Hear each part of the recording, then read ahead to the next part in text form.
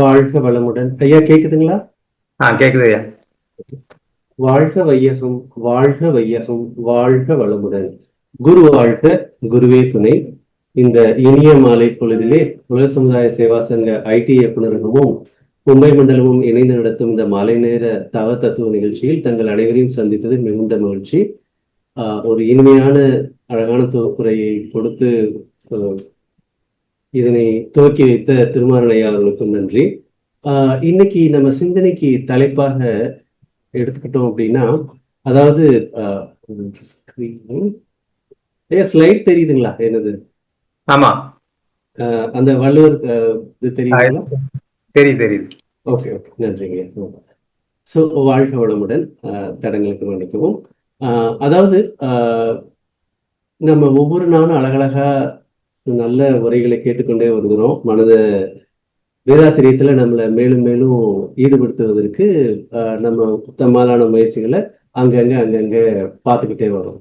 So இப்போ இந்த சிறப்பான ஒரு தலைப்பை எடுத்துக்கிட்டோம் அப்படின்னா, இதுல தேரான் தெளிவு அப்படின்ற ஒரு தலைப்பை இங்க போட்டிருக்கோம். அது என்னது? அது தேரான் தெளிவு அப்படின்னு கேள்வி கேட்டீங்க அப்படின்னா, எல்லாருக்குமே ஒரு சந்தேகம் வரும். எப்படி வரும் அப்படின்னா, அது எனக்கு அதிகமாக வரும். அதனால நிச்சயமா மற்றவங்களுக்கும் வரணும் அப்படிங்கறத என்னால கனெக்ட் பண்ணி பார்க்க முடியும். ஈவன் ஒரு பேனா வாங்கணும்னாலும் சரி, அல்லது ஒரு ஷர்ட் பேண்ட் வாங்கணும்னாலும் சரி, இதை வாங்குவோமா அதை வாங்குவோமா, இதை எடுத்தோம்னா நல்லா இருக்குமா இல்ல அதை எடுத்தா நல்லா இருக்குமா, ஐயோ நம்ம இதெல்லாம் எடுக்கிறோமே இது சரியா வருமா வராதா அப்படிங்கிறது மைண்ட்ல வாங்குறதுக்கு முன்னாடி ஓடிக்கிட்டே இருக்கும். ஒண்ணு. ரெண்டாவது, வாங்கி விட்டாலும் அதுக்கப்புறம் அடடா இது நம்ம இதுக்கு பதில் அதை எடுத்திருந்திருக்கலாமோ, அதை எடுத்திருந்தா இன்னும் நல்லா இருந்திருக்குமோ, இந்த பாரு அவங்க எடுத்துட்டு இருக்கிற ஷர்ட் பேண்ட் பாரு இன்னும் எவ்வளவு அழகா இருக்கு, நம்மது ஏன் இப்படி இருக்கு, இந்த மாதிரியான கேள்விகளும் அப்பப்போ மனசுல வந்துகிட்டே இருக்கும். என்ன இது அப்படின்ட்டு யோசிச்சேன் அப்படின்னா தான், அதாவது இது இந்த மனதில் இருக்கக்கூடிய குழப்பம், இந்த சந்தேகம் அப்படின்னு நம்ம சொல்றோம் இல்லையா, இது சாதாரணமாகவே மனித மக்களுக்கு அதிகமாக இருக்கு. இதுக்கு என்னதான் வழி அப்படின்னு நம்ம கேட்டோம்னா, அதுக்கு வேதாத்திரி மகர்ஷி அவர்கள் கொடுத்த வேதாத்திரியத்துல சரியான ஒரு பதில் இருக்கு. அது என்னதான் அப்படிங்கிறது தான் நம்ம இன்னைக்கு சிந்தனைக்கு தலைப்பாக எடுத்துட்டு வரோம். மகர்ஷி அவர்களை பொறுத்த வரைக்கும் பாத்தீங்க அப்படின்னா, பல மகான்களோட தத்துவங்கள் எல்லாத்தையுமே அவர் ரொம்ப ஆழமா ஆய்ந்து பார்த்துட்டு மக்களுக்கு நமக்கு என்ன வேணும் அப்படிங்கறத கொடுத்துருக்காங்க. ஈவன் நீங்க பல ஸ்பீச்சஸ்ல நீங்க பாத்தீங்கன்னா கூட என்ன சொல்லுவாங்கன்னா, பார்த்தசாரதி மாலையில் இந்த மாதிரி போட்டிருக்காங்க, ஹரிச்சந்திர புராணத்துல இப்படி சொல்லியிருக்காங்க, நந்தனாரோட புராணத்துல இந்த மாதிரி சில நிலையை பற்றி விளக்கியிருக்காங்க, இறைநிலை பற்றி விளக்கியிருக்காங்க. இப்படின்ட்டு ஒவ்வொரு இடத்துலையும் அந்த ஒவ்வொரு உதாரணத்தை நமக்காக சிம்பிளிஃபை பண்ணி எடுத்து கொடுத்துட்டு இருப்பாங்க இல்லையா. அப்போ அந்த அந்த மகான்களோட கருத்தை படிச்சு அவர்களுடைய மனநிலையில சிந்திச்சா மட்டும்தான் இந்த மாதிரியான ஒரு விளக்கத்தை கொடுக்க முடியும். இல்லை அப்படின்னா நம்ம எப்படி எக்ஸாமுக்காக இப்போ 10 பாடல் இருக்கு, மனப்பாட செயல் இருக்குன்னா அதை மனப்பாடம் பண்றோம், எக்ஸாம்ல எழுதுறோம், அத்தோட மறந்துடுறோம் இல்லையா. அப்படித்தான் இருக்க முடியும். இல்ல 4 ஸ்பீச்சுக்காக பேசுறோம், 2 கோட் பண்றோம் அப்படின்னா அந்த 2 கோட்டோட முடிஞ்சு போயிடும். அப்படி இல்லாம மகர்ஷி அவர்கள் ஒவ்வொன்றும் நமக்கு ஒரு உரையில ஒரு கோட் பண்றாரு அப்படின்னா அதை பத்தி ஆழ்ந்து ஆராய்ஞ்சு அந்த எழுதினவர் எந்த நிலையில இருப்பாரோ அந்த நிலையில எழுதியிருப்பாங்க அப்படிங்கிற மாதிரி விளக்கத்தை சொல்லுவாங்க. அப்படிப்பட்ட மகர்ஷி உரை எழுதுனது ஒரே ஒரு புத்தகத்துக்கு தான். எதுக்கு? திருக்குறளுக்கு. வேற எந்த புத்தகத்துக்காவது சப்போஸ் திருமூலர் திருமந்திரத்துல எழுதியிருக்காருன்னு அங்க கோட் பண்ணாலும் திருமந்திரத்திற்கான விளக்கம் எழுதியிருக்காங்களா? அந்த மாதிரி எல்லாம் இல்லை. திருக்குறளுக்கு மட்டும் அப்படி என்ன எழுதி சிறப்பு அப்படின்னு பாத்தீங்க அப்படின்னா, நமக்கு ஏன் மகர்ஷி அவர்கள் இந்த அளவுக்கு இதுக்கு முக்கியத்துவம் கொடுத்து இதை பற்றி விளக்கி இருக்கார் அப்படிங்கிறத நம்மளால ஒரு அளவுக்கு கனெக்ட் பண்ண முடியும். என்ன விஷயம் அப்படின்னா, அதாவது பொதுவாகவே திருக்குறளை நம்ம உலக பொதுமறை அப்படின்னு சொல்றோம். தமிழ் தெரிஞ்ச தமிழ் பேசக்கூடிய எல்லார் வீட்டிலையும் அவசியமாக இருக்கக்கூடிய ஒரு புத்தகம் திருக்குறள் அப்படின்னு நம்ம சொல்றோம். அவ்வளவு முக்கியத்துவமான புத்தகம். அதாவது அறம்னாலும் சரி, பொருள்னாலும் சரி, இன்பம்னாலும் சரி, வாழ்க்கைக்கு என்ன தேவையோ எல்லாவற்றையுமே அழகாக 133 அதிகாரங்கள்ல 1330 குறள்ல வள்ளுவர் எழுதி கொடுத்திருக்காரு. நம்ம படிக்கும் பொழுது ஒவ்வொரு தடவை படிக்கும் பொழுதும் ஒரு குறளை பத்தி ஆராய்ந்தோம்னா ஒவ்வொரு விளக்கம் நமக்கு கிடைக்கும். அந்த அளவுக்கு வித்தியாசமா இருக்கும். ஏன் அப்படின்னா இருக்கிறதுனமோ ஒவ்வொரு குறளும் 7 வார்த்தை தான். அந்த திருக்குறள் வெண்பாங்கிற ஒரு இலக்கணத்தின் அடிப்படையில தான் மொத்த நூலுமே அமைஞ்சிருக்கும். ஆனா அது அவர் யோசிச்ச விதமும் கொடுத்த விதமும் பார்க்கும் பொழுது நமக்கெல்லாம் பிரமிப்பா இருக்கும். ஈவன் மகிழ்ச்சியா கொடுங்களேன். அதாவது அந்த இந்த ஒரு குறளுக்கு ஒரு விளக்கம் சொல்லியிருப்பாங்க. அமிழ்தினும் ஆற்ற இனிதே தம் மக்கள் சிறுகை அழாவிய கூழ் அப்படின்னு ஒரு திருக்குறள் இருக்கு இல்லையா? அது வந்து பொதுவாக மூவானாலும் சரி, அல்லது கலைஞர்னாலும் சரி, அல்லது சாலமன் பாப்பையானாலும் சரி, எல்லாரும் அவங்கவுங்க எல்லாம் உரை கொடுக்கும் பொழுது என்ன சொல்லுவாங்கன்னா, குழந்தையை பற்றி ஒரு நம்பிக்கை ஊட்டுவதற்காக, குழந்தைகளோட இருப்பது எவ்வளவு சந்தோஷமாக இருக்கிறது, மகிழ்ச்சியாக இருக்கிறது அப்படிங்கிறதுக்கான ஒரு விளக்கமாக அந்த ஒரு குறளுக்கு விளக்கம் சொல்லியிருப்பாங்க.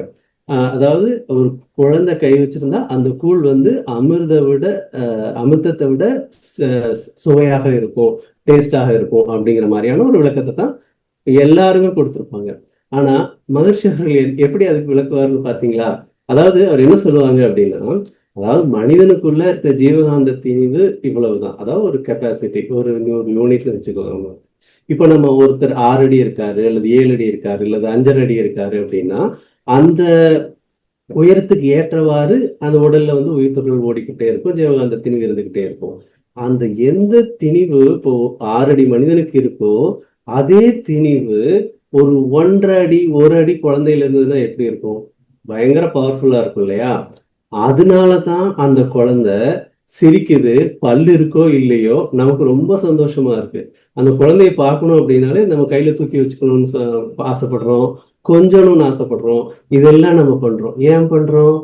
ஏன் அப்படின்னா அந்த ஜீவகாந்த திணிவு கம்மியா இருக்கிற நம்மள அதுகிட்ட எப்படி இழுக்குது இப்படிங்கிறது விளக்கமா சொன்னதுக்கு அப்புறம் அந்த குறளுக்கான ஒரு பொருளே கண்டிப்பா மாறிடும். அது வரைக்கும் நம்ம மற்றவர்களோட உரை மட்டும் படிச்சுட்டு மகர்ஷி அவர்கள் சொன்ன இந்த விளக்கத்தை பார்த்துட்டு நம்ம அந்த குறளை பார்த்தோம் அப்படின்னா, ஆஹா, ஜீவகாந்தத்தை விளக்குவதற்கு தான் இந்த குறளா அப்படின்னு இருக்கும் இல்லையா? அவ்வளவு சிறப்பு வந்து இது. இன்னும் கூட மகர்ஷியோட அதாவது மகர்ஷி சொல்லியிருக்க தத்துவங்கள்லயே ஒரு முக்கியமானது ஒண்ணு நம்ம புரிஞ்சுக்கணுங்க. அதாவது வேதாத்திரியத்தை படிச்சுட்டு உலகத்துல இருக்கக்கூடிய எந்த அறநூல்களை படிச்சாலும் அது சொல்லக்கூடிய கருத்தை வந்து நம்மளால தெளிவாக உணர முடியும். இப்போ ஒண்ணும் இல்லை, இன்னைக்கு உலகத்தையே ஆட்டி படுத்தி கொண்டு இருக்கக்கூடிய ஒரு பெரிய போர் நடந்துகிட்டு இருக்கு. காரணம் என்ன அப்படின்னா மத நம்பிக்கைகள் தான் இல்லையா? ஒரு மத நம்பிக்கையும் மற்ற மத நம்பிக்கையும் ஒத்து போகாதனால இருவேறு குழுக்களுக்கு இடையே நடைபெற்ற போர் தான் இன்றைக்கு மொத்த மனித குலத்தையுமே நேரடியாகவும் மறைமுகமாகவும் பாதித்து கொண்டு இருக்கிறது. இது வந்து மறுக்க முடியாத உண்மை. ஆனா அந்த ஒரு மெச்சூரிட்டி வரல. ஏன் வரல அப்படின்னா மக்களுக்கு அந்த சரியான கருத்தை உணர்வதற்கான வாய்ப்பே இல்லை அப்படிங்கிறதுதான். இது எப்ப மாறுதுன்னா வேதாத்திரியத்தை ஒழுங்கா படிச்சா இது வந்து உண்மை. அதாவது மகர்ஷி என்ன சொல்றாங்கன்னா, மகான்கள் வந்து சாதாரணமாக தோன்றுவதில்லை.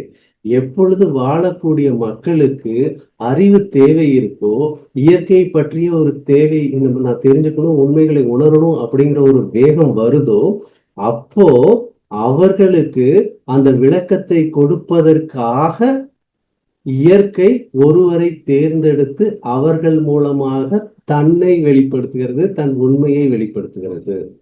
இவ்வளவுதான் இல்லையா? இப்ப இந்த கண்ணோட்டத்துல பார்க்கும் பொழுது உலகத்தில் தோன்றிய அத்தனை மகான்களும் அத்தனை மத தலைவர்களும் நல்ல நோக்கத்திற்காகத்தான் அதை செயல்படுத்தினார்கள்.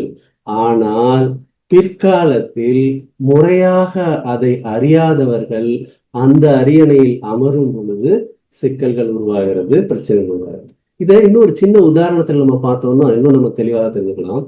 அதாவது நம்ம மதத்தோட பெயரை குறிப்பிட வேணாம், யாருடைய மனதையும் புண்படுத்துவது நம்முடைய நோக்கம் அல்ல, இந்த கருத்தை உணர்வதுதான் நோக்கம். அதாவது ஒரு இந்தியாவுல புகழ்பெற்ற ஒரு மதம் பொதுவாக பணம் கொடுக்கறது, வட்டி வாங்குறது, இதுல சிறப்பாக இருக்கக்கூடிய ஒரு குழுவை சேர்ந்த மதம். அவங்க என்ன பண்ணுவாங்க அப்படின்னா எந்த உயிரினத்துக்குமே துன்பம் தரக்கூடாது. ஈவன் மண்ணுக்கு அடியே இருக்கக்கூடிய தாவரங்களை கூட நம்ம உண்ணக்கூடாது. அதாவது வெங்காயம், பூண்டு இதெல்லாம் உருளைக்கிழங்கு எல்லாம் மண்ணுக்கு கீழே இருக்கு. அந்த புடுங்கும் பொழுது அதோட சேர்ந்து பல உயிரினங்களும் பாதிக்கப்படும், மடிந்து போகும். அதனால அந்த தாவரங்களை எல்லாம் நம்ம மண்ணு கீழே விளையதெல்லாம் உண்ணக்கூடாது. ஈவன் பேசும்போது கூட ஒரு துணியை கட்டி, அதுல மதக்குருக்களாக தலைவர்களாக இருப்பவர்கள் ஒரு துணியை கட்டிட்டு, அதாவது வாயிலிருந்து காற்று வெளியே போய் அது பல காற்றில் இருக்கக்கூடிய பல கிருமிகளை கொண்டு விடக்கூடாது.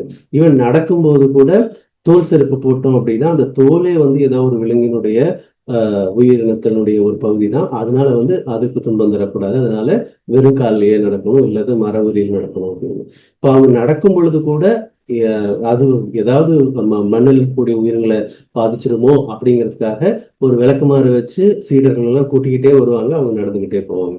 இப்படிப்பட்ட, அதாவது உயிருக்கு துன்பமே தரக்கூடாதுன்னு சொல்லக்கூடிய அந்த மதத்து கூட என்ன சொல்லுவாங்கன்னா, விவசாயமே பண்ணக்கூடாது. அதாவது நீ பணம் கொடுக்கலாம், வாங்கலாம், வட்டி வாங்கலாம், செய்யலாம், அதெல்லாம் தவறில்லை மதத்தினுடைய அடிப்படையில. ஆனா விவசாயம் பண்ணுனா நீ மண்ணை உழுகிற, மண்ணுல இருந்து பல புழுக்கள் இருக்கும், அதெல்லாம் இறந்து போகும். அதனால நீ அதை கூட பண்ணக்கூடாது அப்படின்னு சொல்றது எவ்வளவு ஒரு உயரிய நோக்கமாக இருக்குங்கிறத நம்ம வேதாத்திரியத்தை படிச்சுட்டு அதை பார்த்தோம் அப்படின்னா தெரியும். அதே மாதிரி இன்னொரு மதத்துல என்ன சொல்லியிருப்பாங்க அப்படின்னா, இந்த இயற்கை இறைவன் இந்த உலகத்தை படைத்ததே, இதுல இருக்கக்கூடிய எல்லா உயிரினங்களையும் படைத்ததே காரணம் என்ன, உனக்கு உணவாக இருப்பதற்காகத்தான் அப்படிங்கிறதையும் ஒரு மதம் குறிப்பிட்டு இருக்கும்.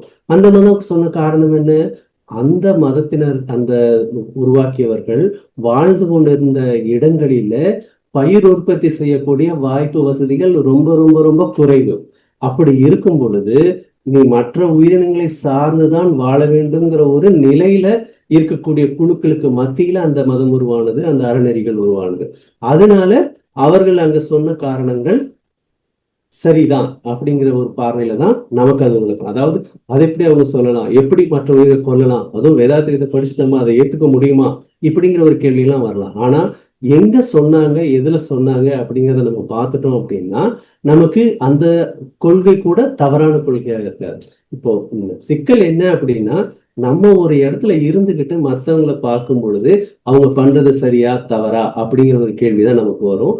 அதனாலதான் பல வேறுபாடு வரும். இப்போ மணாலை சுழல் வேகத்தை குறைச்சிட்டு அவங்க எதுக்காக அதை சொல்லியிருப்பாங்க அப்படிங்கிறத நம்ம தெரிஞ்சுக்கிட்டோம் அப்படின்னா, நம்ம இந்த காலத்துல அதை உபயோகப்படுத்தணுமா வேண்டாமா அப்படிங்கிற முடிவை எடுத்துட்டு இருக்கிற வாய்ப்பு வசதிக்கு ஏற்றவாறு அங்கங்க மாற்றத்தை செய்து கொண்டு வாழ்ந்தோம்னால் சிக்கலே இல்லை. அதே மாதிரி ஒருவர் மத நம்பிக்கையின் அடிப்படையில் ஒண்ணு செய்யறாரு அப்படின்னா, விளங்க வைக்க முடியும் அப்படின்னா விளக்குவோம், இல்லை அப்படின்னா வாழ்த்து போடுவோம். என்னைக்கு அவங்களுக்கு விளங்குதோ அன்னைக்கு அவங்க நல்ல முறையை கையாள போறாங்க, அவ்வளவுதான். இப்படித்தான் மகரிஷி அவங்க நமக்கு அப்ரோச் பண்ண சொல்லியிருக்காங்க. அந்த நிலையில தான் நம்ம உலகத்தில் இருக்கக்கூடிய எல்லா அறநிலைகளையும் மறைநூல்களையும் நம்ம பார்க்கணும். அப்படி பார்த்தோம்னா தான் நமக்கு அதுக்கான விளக்கம் புரியுங்கிறது தான் இதுல சிறப்பு. அதே தான் மகரிஷி ஒரு தடவை சொல்லிட்டு இந்த திருக்குறளை பத்தி சொல்லும்போது சொல்லியிருப்பாரு, இது எல்லா பொருளுக்கும் விளக்கம் எழுதணும்னா நீங்க அதுக்குன்னு இருக்கக்கூடிய காளியப்பன், முருகாமி இவங்களெல்லாம் போய் பாருங்க. ஆனா எனக்கு பிடிச்ச இறைநிலையோட தத்துவத்தை உங்களுக்கு விளக்குவதற்காக என்னென்ன உதாரணங்கள் சரியாக இருக்குமோ அந்தந்த குரல்களை எடுத்து உங்களுக்கு விளக்கணும் அப்படிங்கிற மாதிரி தான் ஒரு இடத்துல கோட் பண்ணியும் விளக்கி இருப்பாங்க. ஸோ நம்ம என்ன அப்படின்னா, இந்த நிலையில இந்த தேரான் தெளிவு அப்படின்னு சொல்லும் பொழுது வள்ளுவர் மேல மகரிஷி அவர்கள் வைத்திருந்த மரியாதை எவ்வளவு அப்படிங்கிறத கவனத்துல எடுத்து செல்லலாம். இப்போ அந்த தேரான் தெளிவு அப்படிங்கிறதுக்கு அந்த குறளுக்கே அதிகாரத்துக்கு தலைப்பு என்ன வள்ளுவர் வச்சிருப்பாங்க அப்படின்னா, தெரிந்து தெளிதல் அப்படிங்கிறது அந்த அதிகாரத்தோட தலைப்பு. அதுல என்ன சொல்லியிருப்பாங்கன்னா, தேரான் தெளிவும் தெளிந்தான் கண் ஐயுறவும் தீரா இடும்பை தரும். எது, அதாவது நம்ம இது சரியா தப்பா அப்படிங்கிறத பார்க்காம குழப்பமாக இருக்கிறதும், ஒரு முடிவை எடுத்துட்டு ஐயோ இது சரியா இருக்குமா தப்பா இருக்குமாங்கிறது வருங்கிறதும், இந்த குணங்கள் நம்ம கிட்ட இருந்தா எப்பவுமே நமக்கு துன்பங்கள் தான் தரும். இது யாருக்கிட்ட இல்லை, நம்ம எல்லாருமே வாழ்க்கையில எப்பவாவது இந்த அனுபவத்தை அனுப்பிச்சுருக்கோம், இல்ல அடிக்கடி அனுபவிச்சுட்டு இருக்கோம். எப்படி, ஒன்றும் இல்லை, நம்ம பையன் படிக்கிறான், இப்போ கிளாஸ் 10ல கிளாஸ் 11 போறான் அப்படின்னா ஃபர்ஸ்ட் குரூப் போடுறதா செகண்ட் குரூப் போடுறதா, கம்ப்யூட்டர் சயின்ஸ் போடுறதா இல்ல பயாலஜி போட்டு டாக்டர் ஆக்குறதா, இல்ல மேக்ஸ் கம்ப்யூட்டர் சயின்ஸ் போட்டு இன்ஜினியர் ஆக்குறதா, இல்ல பையன் ரெடி பொண்ணு ரெடி, அதுக்கு மாப்பிள்ளை பார்க்கணும் பொண்ணு பார்க்கணும் அப்படின்னாலும் நம்ம என்ன, ஸோ இவன் பையன் இன்ஜினியரா இருக்கான், நம்ம டாக்டர் பொண்ணு பார்ப்போமா இல்ல மாப்பிள்ளை பார்ப்போமா, இல்ல இப்போ எல்லாம் இந்த மாதிரி இப்போ ஏஐ எல்லாம் வருது, கம்ப்யூட்டர்லாம் இந்த ஐடி டிபார்ட்மெண்ட்டே ரொம்ப சிக்கல்ல வரப்போகுதுன்னு சொல்றாங்களே, நம்ம திரும்ப இதே மாதிரி மாப்பிள்ளை பார்ப்போமா இல்ல மெக்கானிக்கல் இன்ஜினியர் இந்த மாதிரி மாப்பிள்ளையை பார்ப்போமா, இந்த மாதிரி எல்லாம் நமக்கு சந்தேகங்கள் வந்துகிட்டே இருக்கு இல்லையா. இதனால இது வந்து இந்த அனுபவங்கள் இல்லை அப்படின்னு யாரோ சொன்னாங்கன்னா நம்ம பாராட்டணும். ஆஹா, ரொம்ப சிறப்பா சிந்திக்கிறாங்க, இல்ல ஒண்ணுமே சிந்திக்க மாட்டேங்கிறாங்க அப்படிங்கிற ஒரு லெவல்ல தான் அவங்க இருப்பாங்க.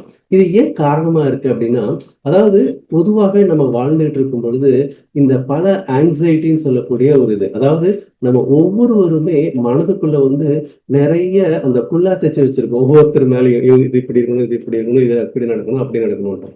ஒவ்வொருத்தரும் அவங்கவங்களோட அறிவோல, அவங்கவங்களோட அனுபவத்தால அவங்க நடந்து கொள்ளும் பொழுது எது நமக்கு சூட்டபிளா இல்லையோ உடனே நமக்கு அவங்க மேல கோபம் வருது.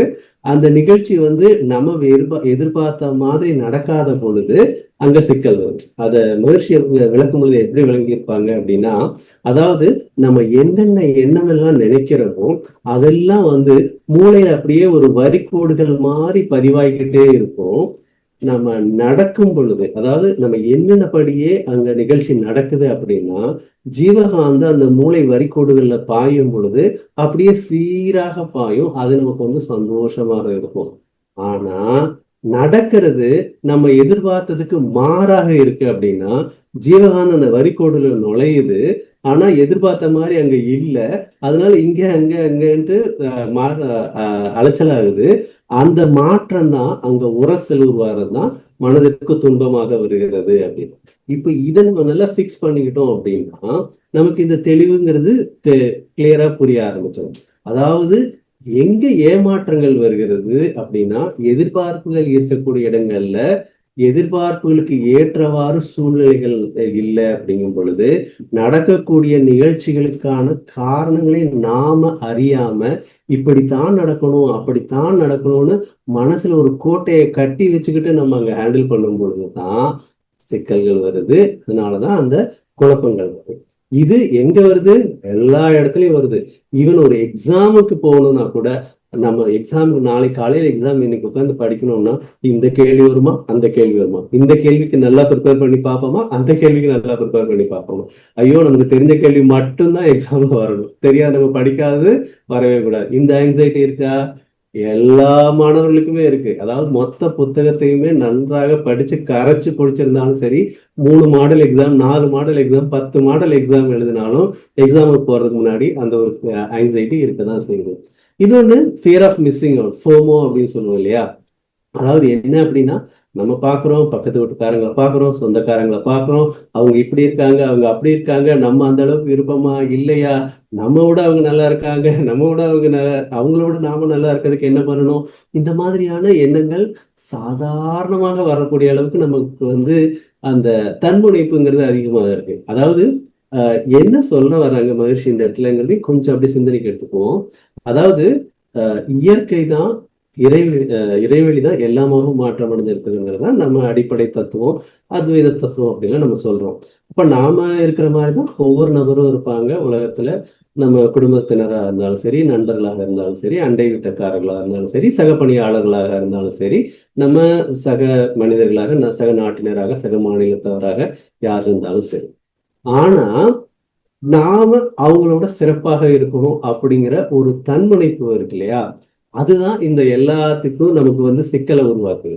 இதே நன்முனைப்பா மாறும் பொழுது, தன்முனைப்பு நன்முனைப்பா மாறும்போது என்ன ஆகுது அப்படின்னா, நாம நல்லா இருக்கணும், எல்லாரும் நல்லா இருக்கணும் அப்படிங்கிறதா தான் இருக்கணும் ஒழிய நமக்கு இந்த ஃபோமோ ஃபேக்டர் இருக்காது. அதாவது நம்ம அந்த ஃபியர் ஆஃப் மிஸ்ஸிங் அவுட்ங்கிறது இருக்காது. அதே மாதிரிதான் ஒவ்வொரு இடத்துலயும், இப்போ கேரியரா இருந்தாலும் சரி, அதான் இந்த சோசியல் மீடியா ஸ்ட்ரெஸ்ஸா இருந்தாலும் சரி, இன்னைக்கு வந்து டிவியை நீங்க ஆன் பண்ணீங்க அப்படின்னா வர்ற சீரியலா இருந்தாலும் சரி, வர்ற படமா இருந்தாலும் சரி, நம்ம மனத்துக்குள்ள ஒரு இமேஜை கிரியேட் பண்ணி கொடுத்துரும். இப்படி நம்ம வாழணும், இப்படி நம்ம வாழக்கூடாது, அவங்கள மாதிரி இருக்கணும், இவங்கள மாதிரி இருக்கணும் அப்படிங்கிறது. இது வந்து நம்முடைய எண்ணங்கள்லையும் மாற்றத்தை உண்டு பண்ணுது, தாக்கத்தை உண்டு பண்ணுது, நம்முடைய செயல்களிலும் தாக்கத்தை உண்டு பண்ணுது.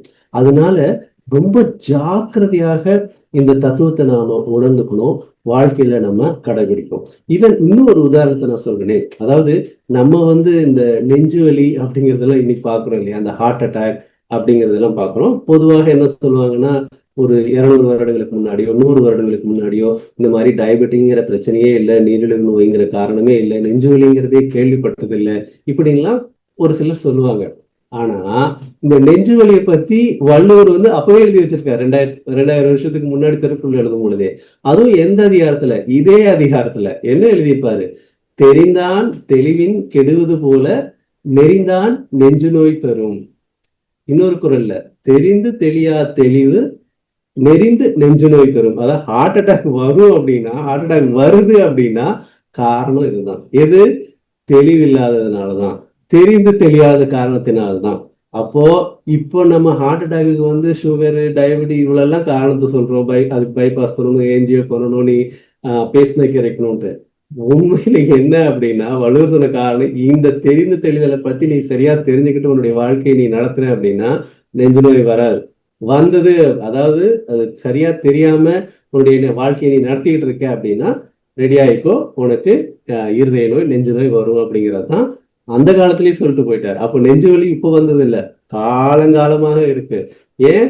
மக்கள் வந்து அந்த எண்ணத்தை பற்றின ஒரு சரியான தெளிவு இல்லாம அது குழப்பத்திலேயே தங்களுடைய வாழ்க்கையை அமைத்துக் கொண்டிருக்கக்கூடிய ஒரே காரணத்தினால்தான் இந்த சிக்கல்கள் இருக்கிறது அப்படிங்கிறதையும் நம்ம கவனித்துக்கணும். இப்போ அதனால அந்த எண்ணத்தை பத்தி என்ன சொல்றாங்க மகிழ்ச்சி அப்படிங்கிறத ஒரு தடவை நம்ம ரெஃப்ரெஷ் பண்ணிக்கோங்க. பல அன்பர்கள் இருக்கீங்க, மகிழ்ச்சியோட எல்லா கருத்துக்களையும் நல்லா அப்படியே கரைச்சு பிடிச்சிருப்பீங்க. பல அன்பர்கள் இருப்பீங்க, தினம் காலையிலயும் மாலையிலயும் நம்ம ஐடி இயக்குநரத்தோட இந்த ஜூம்ல கலந்துட்டு ஒவ்வொரு பேராசிரியரும் மகிழ்ச்சியோட ஒவ்வொரு கருத்துக்களை எப்படியெல்லாம் சொல்றாங்க அப்படிங்கிறத விளக்கி அதெல்லாம் வாங்கி வாங்கி கூட தெளிவா இருந்திருப்பீங்க. இருந்தாலும் இன்னொரு தடவை கேட்டுக்கோங்க. ஏன் அப்படின்னா இந்த கருத்துக்கள் எல்லாம் வந்து திரும்ப திரும்ப திரும்ப நம்ம மனதுல வந்து ஆழமாக ஏத்திக்கிட்டோம்னா நம்ம அதுவாகவே மாறும். ஏன்னா அந்த ப்ராசஸே வந்து சுவாமிஜி என்ன சொல்றாங்க? Information, confirmation, transformation. தகவலாக கேட்கிறோம், அதை உறுதி கொள்றோம், அதுவாகவே நாம மாற்றிடுறோம் அப்படிங்கிறது தான்.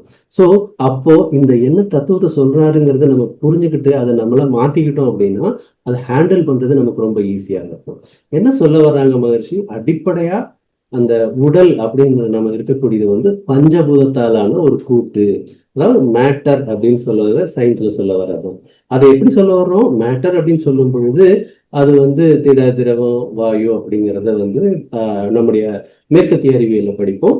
இதே வந்து சைனா, இந்தியா மாதிரி கிழக்கு தத்துவங்கள்ல வந்து என்ன சொல்லுவாங்க அப்படின்னா, ஈஸ்டர்ன் பிலாசபில 5 பொருட்களாக பிரிப்பாங்க.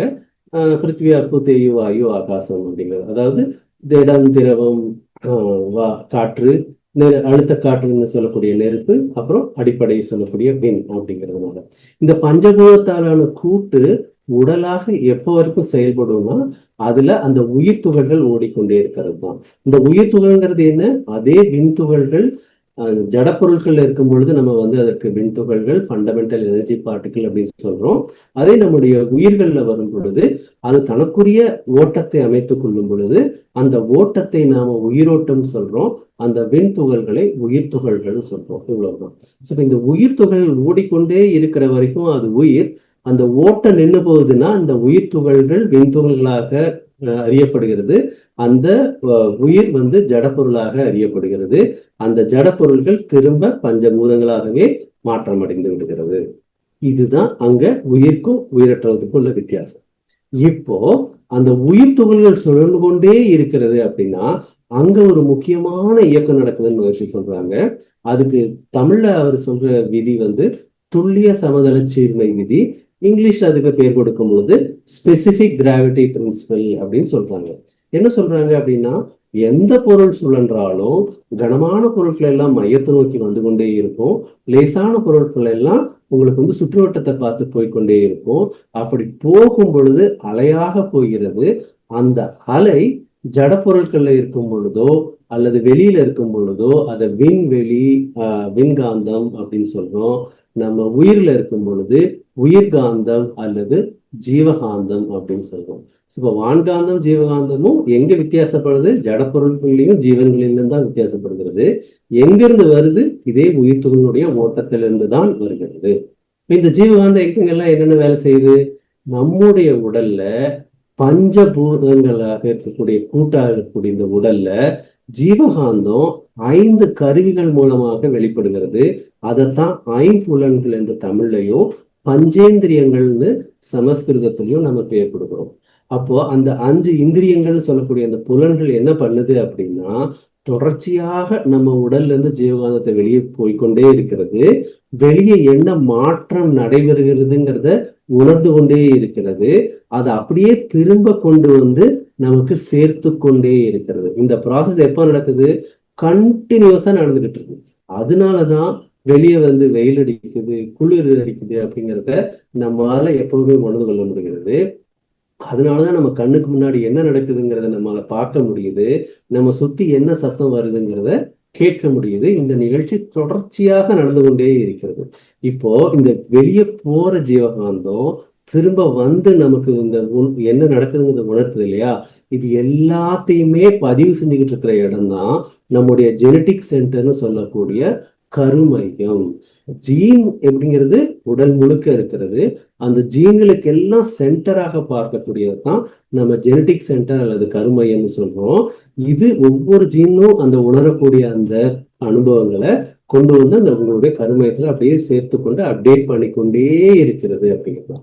இப்போ இந்த ஜீவகாந்தம் நம்ம சொன்னோம் இல்லையா? ஐம்புலன்கள்ல செயல்படும் பொழுது ஒவ்வொரு புலனுக்கு ஏற்ற வகையில அதுக்கு வேற வேற பேரை கொடுக்கணும். மொத்தத்தை எல்லாத்தையும் சேர்த்து ஒரு பேரை கொடுக்கணும். அது என்னது அப்படின்னா, அந்த ஒவ்வொரு இடத்துலயும் மாறும் பொழுது கண்கள்ல ஒளியாக, காதுகள்ல ஒளியாக, மூக்குல நறுமணமாக, வாயில சுவையாக, தோல்ல வந்து அழுத்தமாக அப்படிங்கிறது சொல்றோம். மொத்தமா குறிப்பிடும் பொழுது அத பஞ்ச தன்மாத்திரை, 5 தன்மாற்றங்கள் அப்படின்னு சொல்றோம். இதோட நிக்காம இது எல்லாத்தையும் உணரக்கூடிய வேலையும் செய்வதனால 6வது தன்மாற்றமாக அதை மனம் என்று சொல்லுகிறோம். அப்ப மனம் அப்படின்னு சொல்லும் பொழுது அது என்னன்னா, மகிழ்ச்சி சொல்லக்கூடிய ஒரே வரி ஆன்சர் ஜீவகாந்த அலை, projection of the light force, extension of the light force அப்படிங்கிறது தான். ஸோ இது நம்ம தெரிஞ்சுக்கிட்டோம்னா தான், ஏன்னா மனதை பத்தி தெரியாம நம்ம எப்படி மனிதனாக இருக்க முடியும்? மனிதனாலே மனம் பிளஸ் இதன், நமக்கு மனதை பத்தின ஒரு தெளிவான அறிவு வந்தா தான் மனிதனாக நம்மளால வாழ்க்கையை நடத்த முடியும் இல்லையா? ஸோ இப்போ இந்த மனம்ங்கிறது என்ன பண்ணுது அப்படின்னா, நம்ம உணர்ந்த எல்லாவற்றையுமே நம்முடைய கருமையத்துல அப்படியே பதிவு பண்ணிக்கிட்டே இருக்கு. எப்போ வேணுமோ கருமையத்திலிருந்து அதை ஒவ்வொன்னா எடுத்து வெளியே விடுது. அந்த ரிட்ரைவல், எடுத்துக்காட்டுதல் சொல்றோம் இல்லையா? அந்த வேலை தான் மனதனுடைய எண்ணம் அப்படின்னு சொல்லுவோம். அப்ப எண்ணம்ங்கிறது மனதுக்கு என்ன வேலை? மனம் வேலை செய்யக்கூடிய ஜீவகாந்தலைக்கு என்ன வேலை? உணர்வது எல்லாம் சுருக்கி பதிவாக வைப்பது, அவ்வப்பொழுது எடுத்து காட்டுவது. அந்த எடுத்து காட்டக்கூடிய செயலை தான் எண்ணம் சொல்றோம். அப்ப எண்ணம்ங்கிறது என்ன? மனதினுடைய செயல். மனம்ங்கிறது என்ன? ஜீவகாந்த தன்மாற்றம். ஜீவகாந்தம்ங்கிறது என்ன? உயிர் துகளினுடைய ஓட்டத்தினால் வெளியாகக்கூடிய அலை. அந்த உயிர் துகளுக்கு மூலம் என்ன? அந்த அடிப்படை மூலக்கூறு. அது எதனால வந்தது? வெளி தன்னுடைய இறுக்கத்தினும் சுழன்ற காரணத்தினால் வந்தது. அப்போ வேற ஏதாவது இருக்கா இங்க? ஒன்னே ஒண்ணுதான் அந்த அத்வைதம், இரண்டல்லாத ஒன்று. வெளியே தான் இவ்வளவு மாற்றங்களாக அடைந்து கொண்டிருக்கிறது. இப்ப இந்த உண்மையை நம்ம மனசுல ரொம்ப ஆழமாக பதிய வச்சுட்டோம் அப்படின்னா, நம்ம வந்து இதை எப்படி கையாளலாம் அப்படிங்கிற ஒரு தெளிவு நமக்கு வந்துடும். அதை வந்து நான் சொல்றேன். அதாவது இப்போ எப்படின்னா, பொதுவாக வாழ்க்கை வளமுடன் குரல் சரியா கேக்குதுங்களா? கேக்குதையா? நல்ல தெளிவா கேக்குது, தெளிவா கேக்குது. ஓகே ஓகே, வாழ்க்கை வளமுடன். யாரோ கமெண்ட்ல போட்டிருந்தாங்க. ஓகே, அதாவது எப்படி பார்க்கணும் அப்படின்னா, அதாவது இந்த 5 புலன்கருவிகள் மூலமாக ஜீவகாந்தம் போகுது வருதுங்கிறதெல்லாம் நம்ம சொல்றோம் இல்லையா? இன்னொரு விதத்துல நான் சொல்றேன், இது எப்படி நம்மளால எல்லாம் ஒண்ணுதாங்கிறத கொண்டுறது. அதாவது ஒரு சில ஸ்கூல்ல தமிழ்நாட்டுல வந்து குழந்தைங்களுக்கு வந்து அந்த அதாவது கண்ணை கட்டி விட்டுட்டு அவங்க ஒரு கலர் கார்டை எடுத்து காமிச்சா, இது blue colour, yellow colour, red colour அப்படின்னு சொல்ல முடியுது. அவனால எப்படி சொல்ல முடியுது? அதே மாதிரி ஒரு நம்பர் அவங்க எழுதிட்டு அவங்க கண்ணை கட்டின குழந்தைங்களுக்கு இதை சொல்லுங்க அப்படின்னா அவங்க வந்து கரெக்டா சொல்லுவாங்க. 18, 24, 36. அதாவது இது நடத்துறவங்க கேட்டா மட்டும் சொல்றது இல்ல, யாரு கேட்டாலும் அவங்க கரெக்டா சொல்லுவாங்க அந்த நேரத்துல. அது எப்படி சாத்தியமாக இருக்கும் நீங்க நினைக்கிறீங்க? அதை நீங்க தெரிஞ்சுக்கிட்டோம் அப்படின்னா தான் இந்த மனம் அப்படிங்கிறதுக்கான இந்த மாற்றத்தை நம்மால வந்து சரியாக உணர முடியும். அதாவது ஜீவகாந்த அலை தான் எல்லா இடத்துலையும் இந்த வேலையை செய்து கொண்டே இருந்தாலும் அதுவும் இந்த மனம்தான் அப்படிங்கிற தெளிவு நமக்கு வந்துருச்சு அப்படின்னா நம்மால இதை வந்து சரியாக செய்ய முடியும், பார்க்க முடியும். வாழ்க வளமுடன். ஆடியோல இஷ்யூ ஆயிட்டு இருக்கா? எல்லாரோட கமெண்ட் அதே மாதிரி தான் வந்துகிட்டு இருக்கு. ஒரே நிமிஷம் headset வாய்ஸ் மாத்திக்கிறேன். ஸ்லோவா இருக்கு, வேற ஒண்ணும் இல்ல. நீ கொஞ்சம் சவுண்ட் ஓகே, சரிங்கய்யா, சரிங்கய்யா. வாழ்க வளமுடன். இப்போ பெட்டரா கேக்குதுங்களா? ஆ ஹலோ, கேக்குதுயா. இப்ப கேக்குது இல்லைங்களா? Okay, okay. இன்கேஸ் ஏதாவது டிஸ்டர்ப் ஆச்சுன்னா அப்படியே நீங்க சொல்லுங்கய்யா, அதுக்கேற்ற மாதிரி adjust பண்ணிக்கலாம். சரி. வாழ்க வளமுடன். இப்ப நல்லா இருக்குயா. இப்ப நல்லா இருக்குங்களா? கேக்குது இல்லைங்களா? ஆமா. ஓகே, ஓகே, சரி, சரி. வாழ்க வளமுடன். கமிங் பேக் டு தட், அதாவது என்ன சொல்ல வந்தேன்னா, அந்த ஒரு சில குழந்தைகள் கண்கள் மூடி இருந்தாலும் அவங்கனால நம்ம கண்ணில் பார்த்து என்ன சொல்றோமோ அதை அவங்களால செய்ய முடியுது. அதே மாதிரி அது எப்படி சாத்தியமாக இருக்கும்னு நினைக்கிறீங்க? என்ன அப்படின்னா, இதே ஜீவகாந்தம் கண்கள் மூலமாக செய்யக்கூடிய ஒரு பண்பை அவர்கள் மற்ற இந்திரியங்கள் மூலமாக செய்வதற்கான பழக்கத்தை ஏற்படுத்தி கொள்வதனால், இது நமக்கு தெளிவா தெரிஞ்சிருச்சு அப்படின்னா நம்ம வந்து அதை எப்படி பண்ணணும், எப்படி அதை ஹேண்டில் பண்ணணுங்கிறத நம்ம புரிஞ்சுப்போம். அதாவது அடிப்படை என்ன அப்படின்னா, இந்த ஜீவகாந்த தன்மாற்றம் தான் ஒவ்வொரு புலன்கருவிகளும் வரும் பொழுதும் இந்த மாற்றத்தை பண்ணுகிறது. இது நமக்கு தெரிந்து வருகிறது. இப்போ இதுக்கப்புறம் நம்ம இந்த மகர்ஷி அவர்கள் இதற்கு கொடுத்த விளக்கத்தை பார்ப்போமே. அதாவது ஞானக்களஞ்சியத்தில் ஒரு பாடல் தான் 1526 பாடல், இயற்கையினுடைய உச்சமே எண்ணம். பாடலை நான் முதல்ல வாசிச்சேன், அதுக்கப்புறம் நம்ம இதுக்கு விளக்கம் வருவோம்.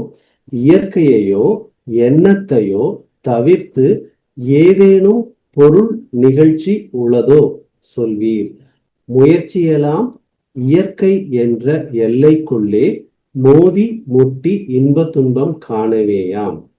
பயிற்சி பழக்கம் வழக்கம் பகுத்தாராயும் பண்பு இவை உள மனித இனத்தில் பல்லோர் அயற்சியின்றி ஆராய்ந்து அறிவறிந்தால் அமைதி உலகில் விளையும் வருங்காலத்தில். அதாவது என்ன சொல்ல வர்றாங்க அப்படின்னா, இந்த இயற்கையில நம்ம பார்க்கக்கூடிய எல்லாமே, இயற்கைங்கிறது வந்து தனியா ஏதோ காடு மலை நீர் ஆற்று நீர் இது மட்டும் இயற்கைன்னு எடுத்துக்க வேண்டாம். எல்லாமே இயற்கை தான். அதாவது இந்த பிரபஞ்சம் முழுக்கவே இயற்கை தான். நம்ம தொடர்பு கொள்ளக்கூடிய எல்லா பொருட்களுமே இயற்கை தான். தொடர்பு கொள்ளக்கூடிய எல்லா நபர்களுமே இயற்கை தான். செயற்கைனா நாம உருவாக்குனது, நாம செய்வது, அப்படி நம்ம பார்த்துக்கலாம். இதில் இந்த இயற்கை இதை விட்டோ எண்ணத்தை விட்டோ வேறு ஏதாவது நிகழ்ச்சியோ பொருளோ இருக்கா அப்படின்னா இல்லை.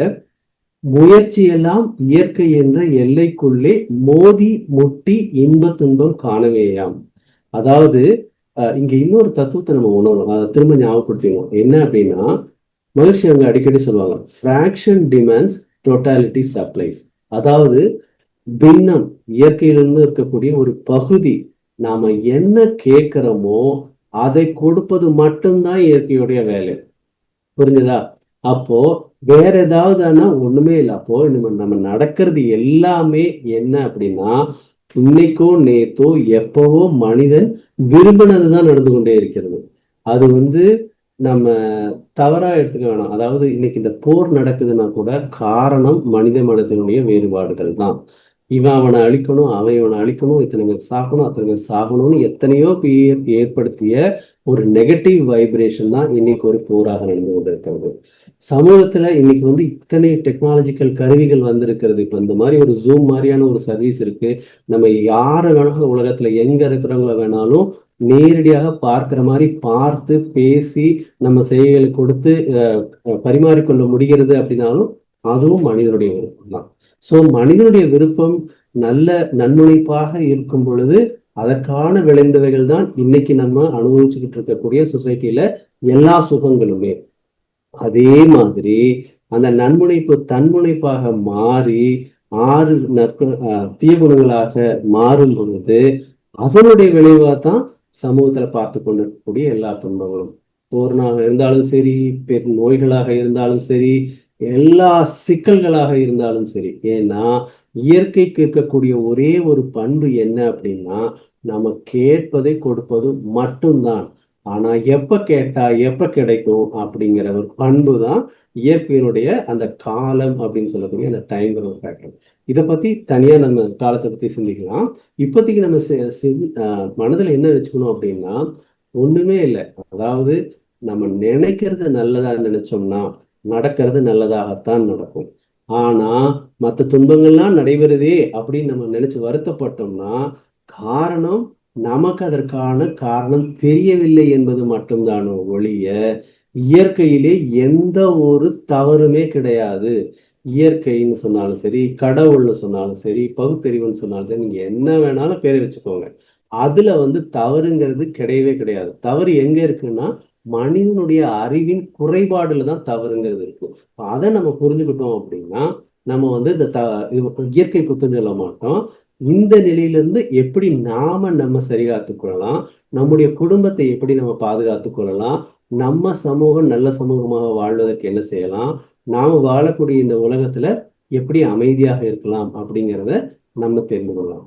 அதுக்கும் மகிழ்ச்சி ஒரு பாடல் கொடுத்திருக்காங்க. அதுக்கு என்ன பாடல் கவிதைனா, தலைப்பு எண்ணம் செயல் விளைவு. அதாவது எண்ணத்தை எண்ணத்தால் எண்ணி எண்ணி எண்ணத்தின் இருப்பிடமும் இயல்பும் கண்டு எண்ணத்தை எண்ணத்தில் நிலைக்கச் செய்தால் எண்ணமே பழக்கத்தால் தெளிந்து போகும். எண்ணம் அது எழும்போதே இது ஏன் என்று எண்ணத்தால் ஆராய்ந்தால் சுலபமாக எண்ணத்தின் காரணமும் விளைவும் காணும். எழும் எண்ணம் யாவும் நற்பயனாய் மாறும். இதுதான் இங்க முக்கியம். அதாவது நம்ம என்ன அப்படின்னா, நடக்கிறது எல்லாமே நம்ம எண்ணத்துடைய வெளிப்பாடு. நம்ம எங்க சிக்கல் வருதுன்னா அந்த இயற்கை பற்றின ஒரு தெளிவு இல்லாத காரணம் தான். இன்னும் சொல்லணும்னா, நான் 10 மணி நேரம் வேலை செய்யற ஒரு நாளைக்கு, காலையில 9 மணிக்கு ஆபீஸ்ல ஆரம்பிச்சு சாயந்தரம் 7 மணி வரைக்கும் வேலை பண்றேன் அப்படிங்கிற மாதிரி ஒரு விதத்தை பார்த்தீங்கன்னா, நான் 10 மணி நேரம் வேலை செய்து ஒரு நாளைக்கு 10,000 ரூபாய் சம்பாதிக்கிறேன்னு ஒரு எடுத்துக்காட்டா வச்சுக்குவோம். இதே முகேஷ் அம்பானியோ அல்லது கௌதம் அதானியோ 10 மணி நேரம் ஒரு நாளைக்கு வேலை செஞ்சாங்கன்னா அவங்களுடைய ஒரு நாள் வருமானம் 100 கோடி ரூபாய் அப்படிங்கிற லெவல்ல இருக்கு. இல்ல நான் செய்யற உழைப்பும் அவங்க செய்யற உழைப்பும் ஒண்ணுதான். 10 மணி நேரம் தான். எனக்கு 10,000 ரூபாய் மட்டும்தான் கிடைக்குது, அவங்களுக்கு 100 கோடி ரூபாய் கிடைக்குது. அப்போ இயற்கையில தவறு அப்படின்னு நம்ம சொல்ல முடியுமா? இயற்கையில தவறு கிடையாது, நம்ம அறிவுல தவறு. அவங்க அந்த நிலைக்கு வருவதற்கு எவ்வளவு முயற்சிகளை போட்டார்கள், எவ்வளவு பதிவுகளை செய்தார்கள், எவ்வளவு நன்மைகளை செய்தார்கள் அப்படிங்கிற காரணம் நமக்கு தெரிஞ்சா மட்டும்தான் அந்த கணக்கு சரியா தவறா நம்ம சொல்ல முடியும். அதை விட்டுட்டு நம்ம இந்த மாதிரி யோசிச்சுக்கிட்டு இருந்தோம் அப்படின்னா, தெளிவில்லாம யோசிச்சுட்டு இருந்தோம் அப்படின்னா வாழ்க்கையில சிக்கல்கள் தான் வரும். அதைத்தான் கைப்புண்கான கண்ணாடி வேணும் அப்படின்னு ஒரு சின்ன ஒரு பழமொழியில கூட விளக்கி இருப்பாங்க. அதாவது என்ன அப்படின்னா, நம்ம இங்க இருக்கு அங்க இருக்குங்கிற தவறுங்க நம்ம சமூகத்துல அவ்வளவு தவறு இருக்கு, உலகத்துல இவ்வளவு தவறு இருக்கு, இது எல்லாத்தையும் மாத்தணும், இதெல்லாம் சரியில்லை அப்படின்னு சொல்லிட்டு இருக்கோமா? தவறு எங்க இருக்குன்னா எல்லா மனிதர்கள்ட்டையும் தான் இருக்கு, மனிதர்களுடைய அறிவுல தான் இருக்கு. மனிதர்களுக்கு இருக்கக்கூடிய அந்த தெளிவின்மையின் காரணமாகத்தான் இந்த சிக்கல்கள் எல்லாம் இருக்கு அப்படிங்கிறத நம்ம கவனத்துக்கு எடுத்துக்கணும் அப்படிங்கிறதான்.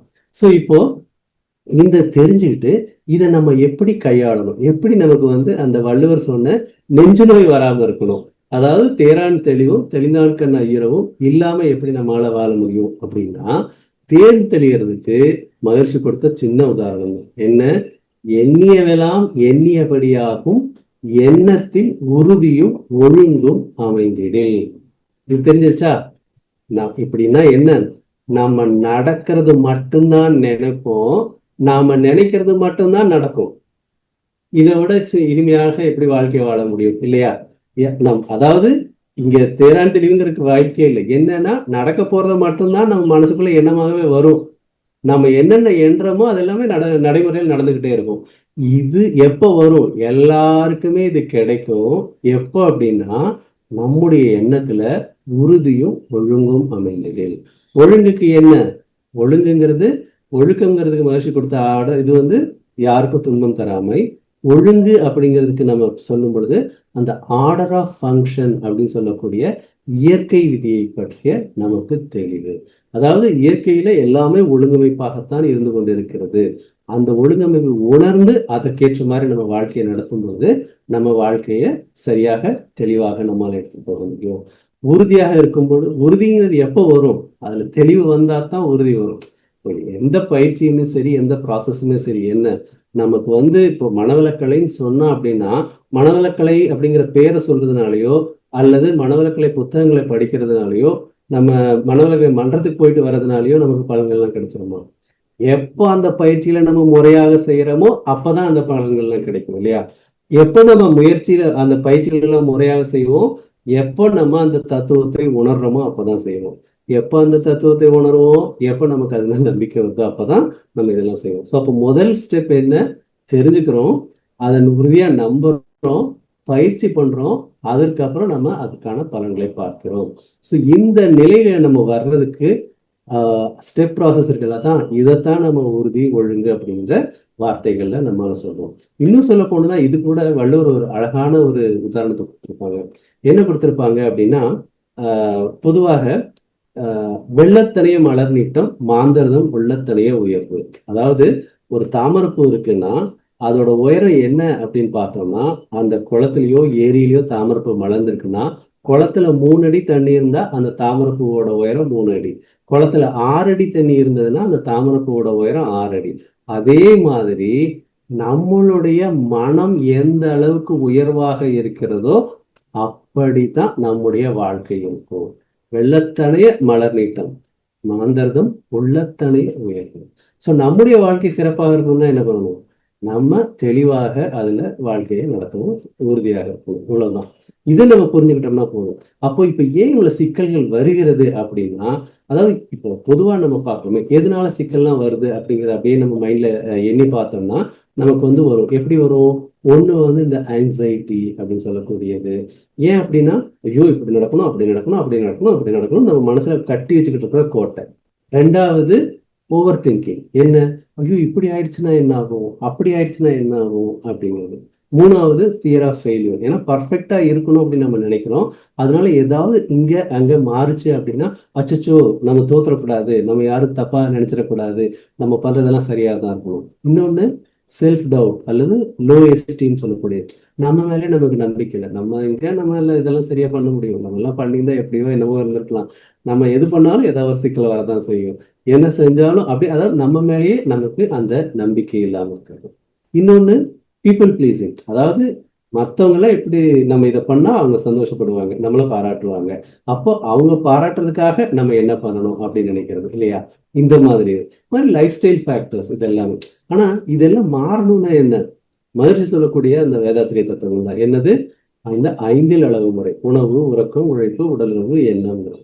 இதையே வந்து மாடர்ன் சயின்ஸ்ல என்ன பண்ணுவாங்க, மெடிக்கல் சயின்ஸ்ல என்ன பண்ணுவாங்க, கொஞ்சம் அப்படியே மாற்றி சொல்லுவாங்க. உறக்கத்தை வந்து கொஞ்சம் ஸ்லீப் வந்து உங்களுக்கு கரெக்டா இல்லை, அந்த ஸ்லீப் ஃபேக்டர்ஸ் வந்து REM ஃபேக்டர்ஸ் வந்து சரியா இல்லை, அதை நீங்க அட்ஜஸ்ட் பண்ணுங்க. உணவுங்கிறத நியூட்ரிஷன் ஃபேக்டர் உங்க உடம்புல கம்மியா இருக்கு, நீங்க அதை சாப்பிடுங்க, சப்ளிமெண்ட் சாப்பிடுங்க, எது கம்மியா இருக்கோ இதை பண்ணுங்க அப்படின்னு. லைஃப் ஸ்டைலை மாத்திக்கோங்கிறது, அதாவது பேசிக்கலா வந்து இதில் எக்ஸசைஸ் பண்ணுங்க அப்படிங்கிறது.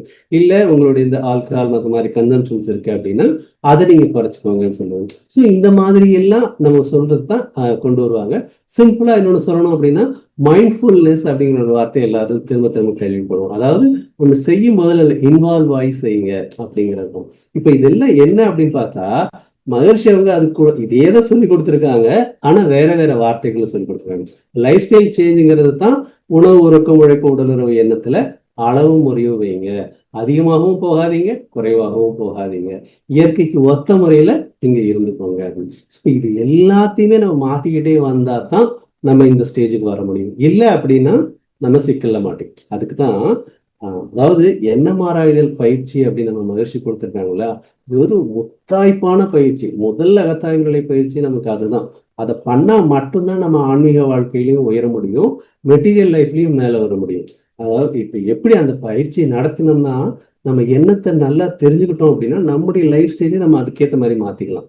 அந்த பயிற்சியை நம்ம வந்து ஃபாலோ பண்ணாம சும்மா சரி நம்ம வந்து அகத்தாய்வு 1 முடிக்கணும், அறநிதி பயிற்சி முடிக்கணும், துணைப்பேர் ஆசிரியர் ஆகணும் அப்படிங்கிற மாதிரியாக அதை முடிச்சோம் அப்படின்னா சிக்கல் தான்.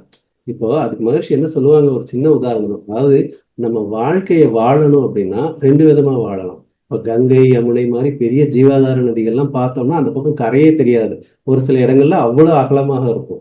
ஸோ அந்த மாதிரி ஒரு நதி வரும்போது அப்படின்னா அந்த நம்ம இந்த கரையிலேருந்து அந்த கரைக்கு போகணும் அப்படின்னா ரெண்டு வழி இருக்கு. ஒன்று என்ன, இறங்கி நீச்சல் அடிச்சுக்கிட்டு அப்படியே நம்ம மேடு பள்ளம் பார்த்துக்கிட்டு போறது. இன்னொன்று போட்டுக்காரனை கூப்பிடுறது, அவனை படகுல உட்காந்து அவனுக்கு இந்த காணப்பானம் நீ கொண்டு போய் என்ன அங்கே இறக்கு. இப்போ அகத்தாய்வு பயிற்சிகளை செஞ்சு நம்ம வாழ்க்கையை வாழ்றது எப்படி அப்படின்னா, நல்ல ஒரு போட்மேனை கூப்பிட்டு அங்க போய் எனக்கு இறக்கி விடு, அதுக்கு இவ்வளோட காசு வாங்கிக்கோ அப்படின்னு சொல்லிட்டு அங்க போய் இறங்குறது. அகத்தாய்வு பயிற்சிகளை என்ன ஆராய்தல செய்யாம அந்த ஒரு பயிற்சியை நம்ம பயிற்சியாக செய்யாம நம்ம செய்யறது வாழ்க்கை வாழ்றது எப்படி அப்படின்னா, தண்ணியில இறங்கிட்டோம், மேடுபள்ளம் எங்க இருக்குன்னு தெரியாது, தண்ணி நம்மளை எங்க கொண்டு போகுதோ அங்க போய் சேர்றது. அதாவது வாழ்க்கை நம்மளை எப்படி இழுத்துட்டு போகுதோ அந்த மாதிரி வாழ்ந்துகிட்டு இருக்கிறது. எப்படி நம்ம வாழணும்னு நினைக்கிறோமோ அந்த மாதிரியான ஒரு வாழ்க்கையை வாழ முடியாம இருக்கிறது. இவ்வளவுதான். ஸோ இப்போ நம்ம கிட்ட நம்ம வாழ்க்கை எப்படி இருக்கணும் அப்படிங்கிறதுக்கான சாய்ஸ் இருக்கா? அப்போ என்ன பண்ணணும், இப்படித்தான் நம்ம வாழணும்னு நம்ம ஆசைப்பட்டோம்னா அதுக்கு முறையாக எண்ணத்தை பற்றி அறிந்து அதை எப்படி நம்ம வாழ்க்கையில வாழணும் அப்படிங்கிறத தெரிஞ்சு அதுக்கேற்ற மாதிரி நம்ம வாழ்ந்தோம் அப்படின்னா, மகிழ்ச்சி சொன்ன மாதிரி நினைக்கிறது எல்லாம் நடக்கும், நடக்கிறத மட்டும்தான் நாம நினைப்போம் இல்லையா? இதை நம்ம புரிஞ்சுக்கிட்டு நம்ம வாழ்க்கையில பண்ணுவோம். இதை மாடர்ன் சயின்ஸ்ல சைக்காலஜியில விதவிதமா சொல்லுவாங்க. அதாவது இப்பெல்லாம் மெயினா ஈவன் மேனேஜரியல் லெவல்ல ஒரு சூப்பர்வைசர் லெவல்ல யாராவது பண்ணா அவங்களோட ஈக்யூ எவ்வளவு, அதாவது எமோஷனல் கோஎஃபிஷியன்ட் எவ்வளவு அப்படின்னு தான் கேட்கறாங்க. அதாவது என்ன அப்படின்னா, ஒருத்தர் எமோஷனல், அதாவது மகிழ்ச்சி சொல்றது உணர்ச்சி வயப்படாம முடிவு எடுக்கிறது அப்படின்னு தெளிவா நம்ம புரியுற மாதிரி சொல்லுவாங்க. அவங்க ஒரு டெர்மினாலஜிஸ் யூஸ் பண்ணிக்குவாங்க. அதாவது கார்டிசால் லெவல் அப்படிங்கிற, அதாவது மன அழுத்தம் அதிகமா இருக்குது. எமோஷனல் கோஎஃபிஷியன்ட்னா மன அழுத்தம், அதாவது கலக்கம் இல்லாமல் இருக்கிறது, அதாவது தேவையில்லாம உணர்ச்சி வயப்படாத நிலையில இருக்கிறது அப்படின்னு. அப்போ நம்ம சரியான முடிவுகளை எடுக்க முடியும். மன அமைதியாக இருந்தா தான் நம்ம ஒரு சரியான முடிவு எடுக்க முடியும். அது நிறுவனத்துக்கும் நன்மை செய்யும், நமக்கும் நன்மை செய்யுங்கிற முறையில அதை அப்ரோச் பண்ணுவாங்க. இன்னும் சொன்னா புத்தர் ஒரு அழகான ஒரு கதை சொல்லுவாங்க. என்ன சொல்லுவாங்க அப்படின்னா, ஒரு சீடர் இந்த மாதிரி, நீங்க சொன்ன மாதிரி தவத்துக்கு உட்காந்து என்னால தவமே பண்ண முடியல அப்படின்னாங்க. அப்படியாப்பா வாப்பா அப்படின்னு சொல்லிட்டு அவரை பின்னாடி கூட்டு போறாங்க. ஒரு குட்டை மாதிரி இருக்கு, எடுத்து தண்ணியை நல்லா கலக்கி விடுறாரு. பார்த்தா குட்டும் குழையும், அது எல்லாம் மண்ணு அது இதுன்னு குப்பை எல்லாம் பறந்துச்சு. உனக்கு தண்ணி தெரியுதான்னா, இல்ல ஒண்ணுமே தெரியல, அதான் இவ்வளவு குப்பையா இருக்கு, நீங்க தான் எல்லாத்தையும் கலந்து விட்டுட்டீங்களே அப்படின்னு. அப்படியா, சரி அப்படியே கொஞ்ச நேரம் உட்காரு அப்படின்னு சொல்லிட்டு மற்ற கதையெல்லாம் பேசிட்டு அதுக்குள்ள அப்படியே மெல்ல தண்ணி எல்லாம் அடங்கிடும். இப்போ அந்த தூசு மண் எல்லாமே கீழே இறங்கிடும். இப்ப பாரு தண்ணி அப்படின்னு காமிச்சா, ஆஹா தண்ணி தெளிவா தெரியுது, கீழே மண் வரைக்கும் தெரியுது, மீன் போகிறதெல்லாம் கூட நம்ம வெளியே இருந்தே பார்க்க முடியுது. இதே மாதிரிதான் நீ கண்டதெல்லாம் போட்டு மனதில் சேர்த்துக்கிட்டு வச்சுக்கிட்டு இருந்த அப்படின்னா, தவம் பண்ணும் போது உன்னால தவம் சரியா பண்ண முடியாது. நீ மனதை அமைதியா வச்சுக்கிட்டு இருந்தா தான் உன்னால எல்லாத்தையும் உணர முடியும். இப்போ எண்ணம் ஆராய்தல் பயிற்சி சரியா நம்ம பண்ணாம தவம் செஞ்சாலும் தவம் சரியா வராதுங்கிறதையும் நம்ம கவனத்துல எடுத்துக்கொள்ளலாம். தவம் சரி செஞ்சுட்டு நம்ம வாழ்க்கையை சரியா வாழணும்னா அகத்தாய்வு பயிற்சிகள் ரொம்ப ரொம்ப முக்கியங்கிறதையும் நம்ம கவனத்துல எடுத்துக்கணும். இப்போ ரொம்ப சிம்பிளா திரும்ப நான் சுருக்கமா என்ன சொல்ல வந்தேன் அப்படின்னா, தேரான் தெளிவும் தெளிந்தான் கண் ஐயரவும் தீரா இடும்பை தரும் வள்ளுவர் சொன்ன வாக்கு, அதான் நமக்கு நெஞ்சு நோய் வராம இருக்கணும் அப்படிங்கிறதுக்கான வாக்கு என்ன அப்படின்னா, முறையாக எண்ணம் ஆராய்தல் பயிற்சியை செய்யணும். எண்ணத்தை பற்றி நம்ம சரியான ஒரு விழிப்பு நிலையை எடுத்துக்கணும். இயற்கையினுடைய விதிகளை உணர்ந்து கொள்ளணும். அதுக்கேற்ற மாதிரி வாழ்க்கையை நம்ம நடத்தணும். இது பண்றதுக்கு நம்முடைய குரு வேதாத்ரி மகர்ஷிகள் ரொம்ப சிம்பிளா நம்ம புரியுற மாதிரி நடத்தி கொடுத்துருக்காங்க. கேட்டு மட்டும் போயிடாம இதை நம்முடைய லைஃப் ஸ்டைலா நம்ம மாத்திக்கணும் அப்படிங்கிறத ஒரு வேண்டுகோளா வச்சு இந்த வாய்ப்பு கொடுத்த உலக சமுதாய சேவா சங்க ஐடிஎஃப் நிறுவனத்திற்கும் மும்பை மண்டலத்துக்கும் பொறுமையாக கேட்ட அனைத்து அன்பர்களுக்கும் எனது நன்றிகளும் வணக்கங்களும் வாழ்த்துக்களும் இறையர்களும் குருவர்களும் எல்லா மாணவ கலைஞர்களுக்கும் எல்லா வளத்தையும் எப்பொழுதுமே கொடுத்து கொண்டே இருக்கட்டும். நன்றி. வாழ்க வளமுடன். வாழ்க வளமுடன். மிக நன்றி ஐயா. இதுவரை தேரான் தெளிவு என்ற தலைப்பில் மிக சிறப்பாக நமக்கு ஏற்பட்டு கொண்டிருந்த குழப்பமான என்னவென்று தெரிந்து தெளிவித்தார்கள். மிக சிறப்பு சிந்தனை உரை ஆற்றி தந்த பேராசிரியர் நரேஷ் பாபா ஐயா அவர்களை அனைவரும் வாழ்த்தி மகிழ்வோம். அனைவரும் துரிய நிலைக்கு வருவோம்.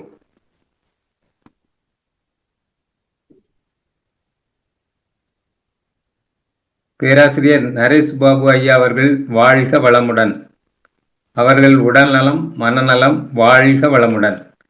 அவர்கள் குடும்ப நலம் மற்றும் பொருள் வளம் வாழ்க வளமுடன். அவர்கள் ஆன்மீக சேவை மேலும் மேலும் சிறக்க வாழ்க வளமுடன்.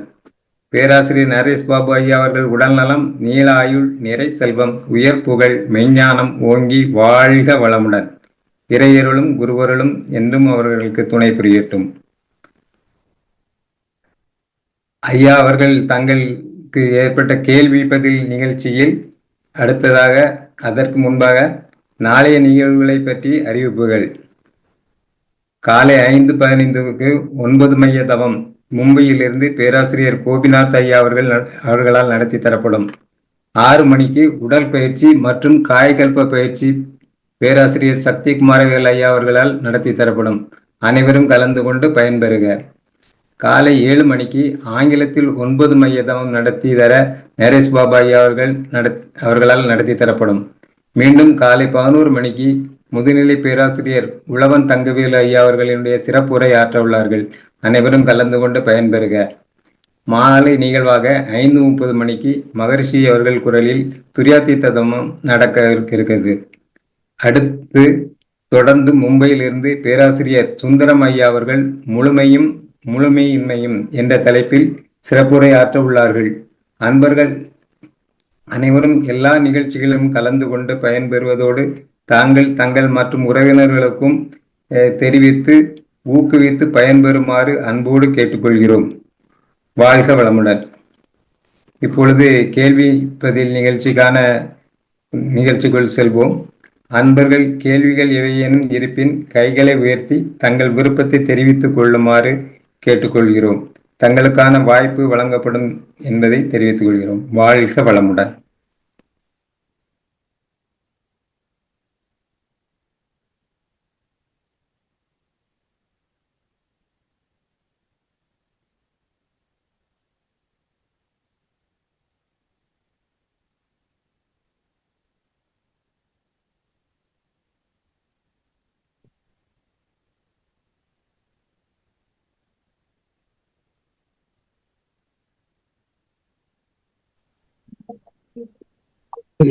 மேடம்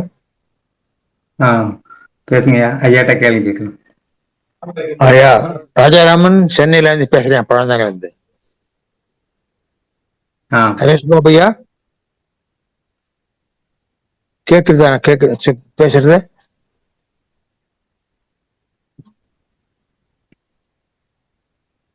கேக்குறதா ஐயா? வாழ்க வளமுடன். கேக்குதுங்க ஐயா. என்னோட தேரான் தெளிவு 510வது குரலை தலைப்பை எடுத்து நல்லா பேசுறீங்க. என்ன மரியாதைகளுக்கு கவனம்னு சொன்னீங்க, ரொம்ப அருமையா இருந்தது. ஐயா எனக்கு என்னன்னா ஒரு கிளாரிபிகேஷன் ஒண்ணு வேணும். நீங்க என்ன சொன்னீங்க பேசும்போது, திருக்குறளுக்கு மட்டும்தான் உட்பொருள் விளக்க மகரிஷி கொடுத்தாரு சொன்னீங்க. ஆனா அதை தவிர்த்து எனக்கு தெரிஞ்சு நான் என்ன சொல்றேன்னா, காந்த தத்துவ பாடல் 15 பாடலுக்கு அதுக்கு விளக்கம் கொடுத்திருக்காரு. அதே போல அருள் பேராற்றல் அன்பு குரலுக்கு விளக்கம் கொடுத்திருக்காரு. ஆனா அதுல மகர்ஷி எழுதின பாடல்கள் இல்லைங்களா? காந்த தத்துவமும் அருள் பேராற்றல் அன்பு குரலும், அதாவது மகர்ஷி பாடல் எழுதி அதுக்கு விளக்கம் கொடுத்திருக்காங்க. இது வேறொருவர் எழுதின பாடலுக்கு விளக்கம் கொடுத்திருக்கிறது இது மட்டும்தான் அப்படிங்கிற ஒரு முறையில பார்த்தோங்க. ஓகே, அப்ப கரெக்ட். சரி, எனக்கு கேள்வினா, நீங்க பேசும்போது சொன்னீங்க குழந்தைகள்லாம் கண்ணை கட்டினாலும் கூட ஏதாவது போர்டுல எழுதி போட்டா நம்பர் கரெக்டா சொல்லுவாங்கன்னு சொன்னீங்க. அது காரணம் கண்ணு கட்டி இருந்தாலும் அந்த காந்த தத்துவம் அவங்களுக்கு அப்படியே எடுத்துக்காட்ட சொன்னீங்க. அப்படி இருக்கும் பொழுது நம்ம 5 புலன்கள் கண்ணால பாக்குறோம், காதால கேட்கிறோம்.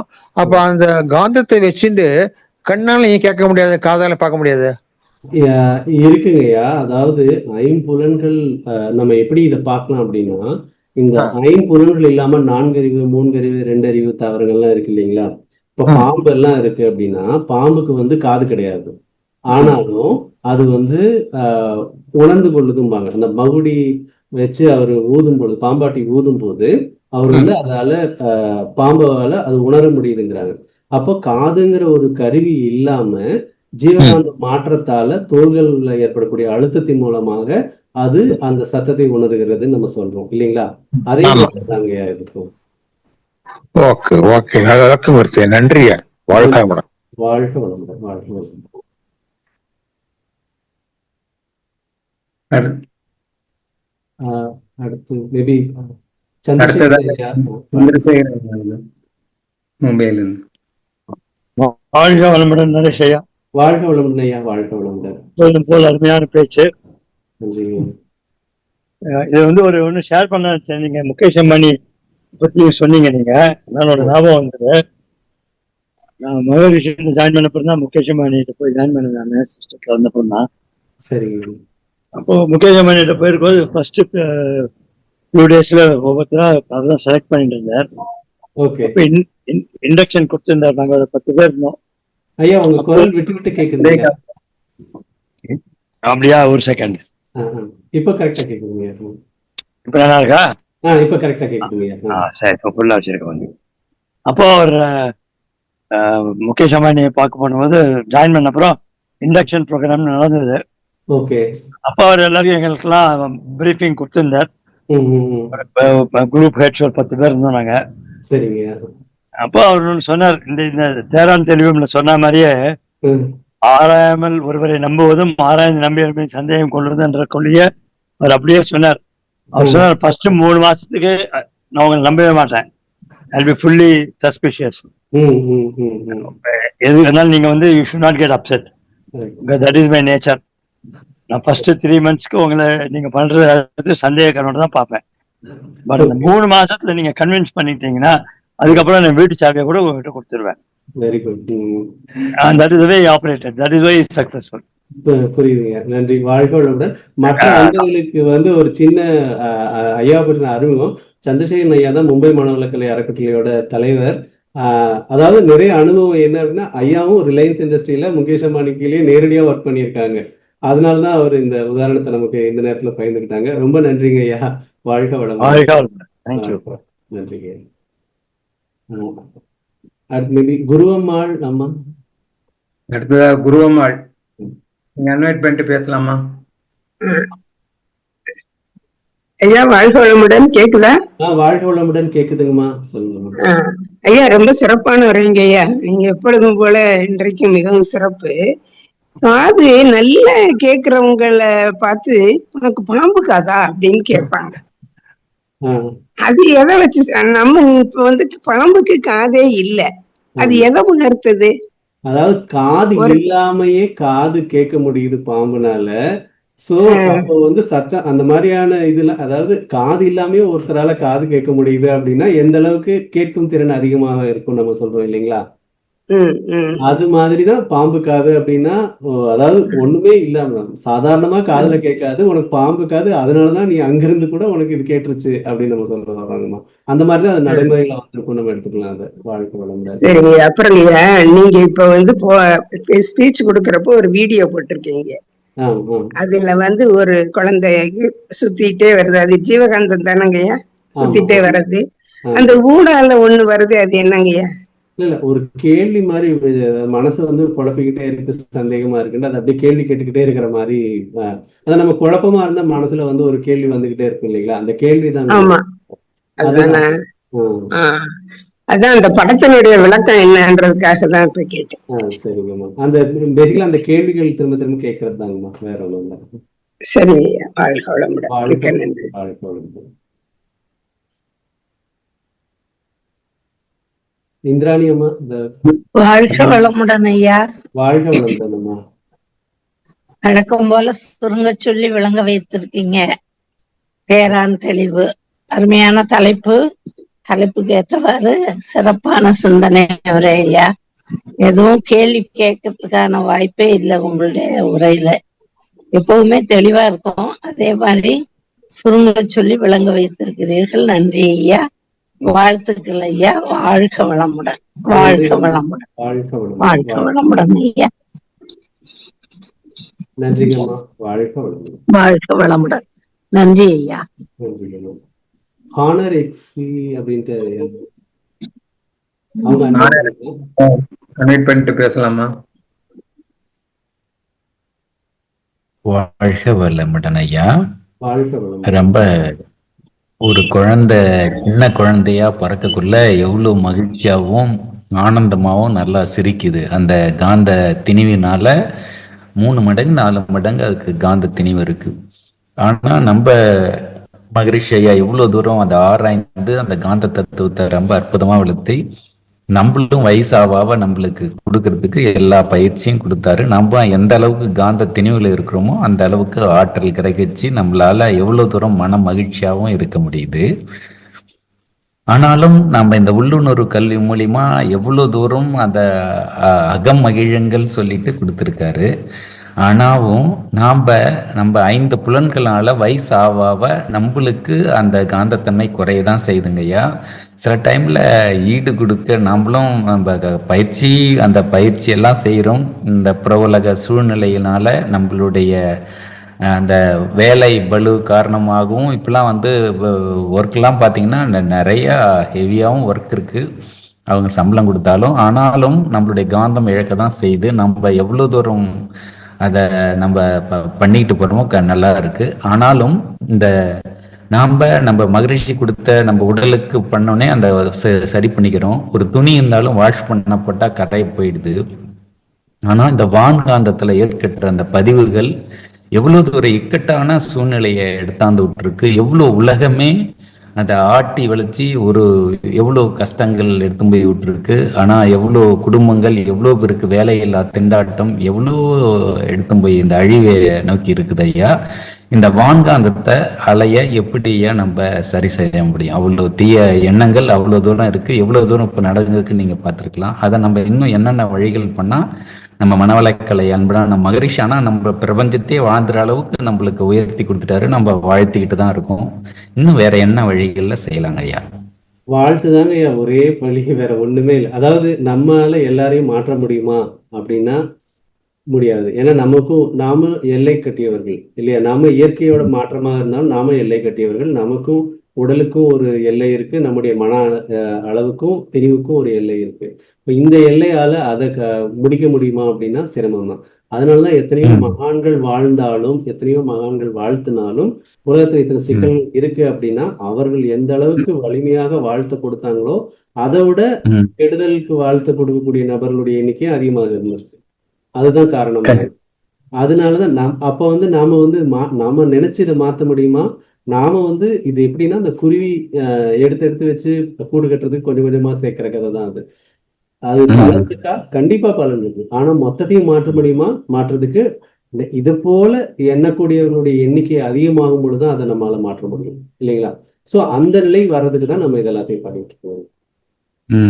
நம்மால முடிஞ்சது வாழ்த்துறது தான். வாழ்க வையகம் வாழ்க வையகம் வாழ்க வளமுடன். தினம் காலையிலயோ சாயந்தரமோ ஒரு 1/2 மணி நேரம் வாழ்த்துவோம். முடியல எந்திரிச்சு உட்கார்ந்து வாழ்த்துவோம், இல்ல படுக்கும்போது தூங்குறதுக்கு முன்னாடி வாழ்த்துவோம், இல்ல எங்கேயா ஆபீஸ் மூலமா போற வழியில பஸ்ல ட்ரெயின்ல கார்ல எங்க இருந்தாலும் ஒரு 10 நிமிஷமாவது நம்ம வாழ்த்துவோம். இந்த மாதிரி வாழ்த்தக்கூடிய நபர்களுடைய எண்ணிக்கை அதிகமாக இருக்கும் பொழுது நீங்க சொன்ன மாற்றத்தை பண்ணலாங்க. வாழ்க்கை ரொம்ப சிறப்பையா. நீங்க அதுவும் மும்பைல இருந்து டெல்லியில இருந்து பண்றீங்கன்னா ரொம்ப அறிவு. அதுவும் 3 தமிழ், ஆங்கிலம், ஹிந்தி. அது ஹிந்தி மக்களுக்கு நிறைய கொடுங்க ஐயா. ஏன்னா கூட நார்த் இந்தியன்ஸ் எல்லாம் இங்க மன்றத்துக்கு வராங்க. அது ரொம்ப கொடுங்க ஐயா. நம்ம மக்களோட அவங்க இன்னும் அவங்க இதுன்ட்டோம். ஏன்னா வர மாட்டாங்க. அவ்வளோ ஈகோ. அந்த பீகார்லாம் இருக்கிறவங்க எல்லாம் அப்படி கிட்ட இருந்து பேசவே முடியலங்க ஐயா. அவ்வளோ ஃபயர் பண்றாங்க. இல்லைங்க ஐயா, அவ்வளோ பணிவா பண்ணா கூட நோய் பணியிலேருந்து உன்னை விடுபட்டுறன்னா கூட அந்த வைராக்கியங்கள்லாம் பயங்கரமா. ஏன்னா படிப்பறிவில் ரொம்ப ஹார்டா இருக்காங்க. தொழில்நுட்பத்துல அவங்க நல்லா படிப்பறிவுனாலும் நல்லா பண்றாங்க. நல்லா ஹிந்தி உலகத்துக்கு கொஞ்சம் நல்லா பண்ணுங்க. ரொம்ப சிறப்பா பண்றீங்க. வாழ்த்துக்கள். அந்த இரையாற்றலும் குருவாற்றலும் உங்க வாழ்த்துக்கள் செய்யறதுக்கு உதவியா இருக்கும். ரொம்ப நன்றிங்க ஐயா. வாழ்க்கை வளர்ந்துருக்கு. நல்லதுங்க ஐயா. மிக்க மகிழ்ச்சி ஐயா. வாழ்த்துக்கள் ஐயா. ஏன்னா உங்களுடைய அந்த எளிமை, அந்த புரிஞ்சுக்கிற அந்த நீங்க இப்ப போட்டா கூட உங்களுடைய குச கூட போடுறீங்க. டெய்லி நான் வந்துகிட்டு தான் இருக்கு. நம்மளுடைய சூழ்நிலைகள் நானும் மேக்சிமம் முயற்சி பண்றேங்க ஐயா. பண்ணி நான் அட்டன் பண்றேங்க ஐயா. நல்லா படுறீங்க. ரொம்ப நல்லதுங்க ஐயா. வாழ்த்துக்கள். வாழ்க்கை வளமுடன் ஐயா. நன்றிங்க ஐயா. வாழ்க்கை வளமுடன். நன்றிங்க ஐயா. அடுத்ததாக ஜெயலட்சுமி அம்மா அவர்கள் பண்ணிட்டு பேசலாமா?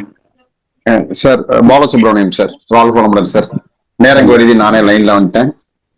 வாழ்க வளமுடன் சார். ரொம்ப அருமையான தெளிவான சிந்தனை கொடுத்தீங்க சார். இன்னைக்கு சூழ்நிலைக்கு நிறைய போர் சூழ்ந்திருந்தாலும் கூட நம்ம எவ்வாறு நம்ம எண்ணத்தை ஒருநிலைப்படுத்தணுங்கிற மாதிரி அருமையா சொன்னீங்க சார். இந்த வாழ்த்துக்கிறதுக்காக எனக்கு சந்தேகம் எதுவும் இல்லை, வாழ்த்துறதுக்காக தான் நான் லைன்ல வந்தேன் சார். வாழ்த்துக்கள் சார். வாழ்க வளமுடன் சார்.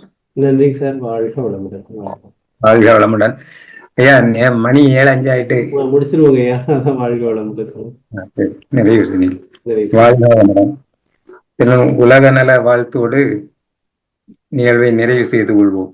வாழ்க வளமுடன்.